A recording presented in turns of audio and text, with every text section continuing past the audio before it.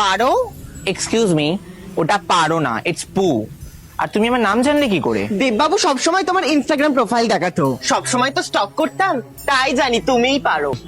শুনেছিলাম রিলসে নাচানাচি করা টিকটকাররা নাকি খুব সুন্দরী হয়, কিন্তু তোমার তো দেখছি অ্যাটিটিউডও আছে। যদি তোমার মাথায় একটু বুদ্ধি থাকতো তাহলে তুমি বুঝতে পারতে ওটাকে টিকটকার নয়, কন্টেন্ট ক্রিয়েটর বলে। পপুলার, ভালোই পপুলার তুমি, প্রোফাইল দেখেই বোঝা যাচ্ছে।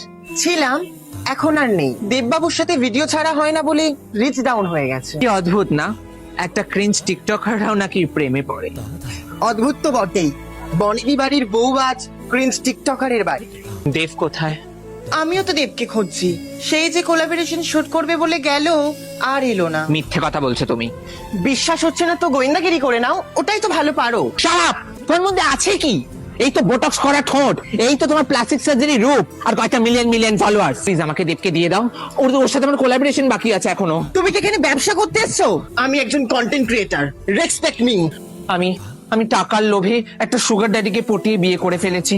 আমি দেবকে ঠকিয়েছি, আমি জানি। আমি সেই ভুল শোধরাবই।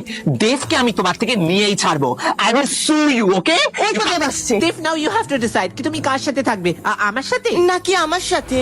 আমি ভালোবাসি পারোর মা কৌশল্যাকে।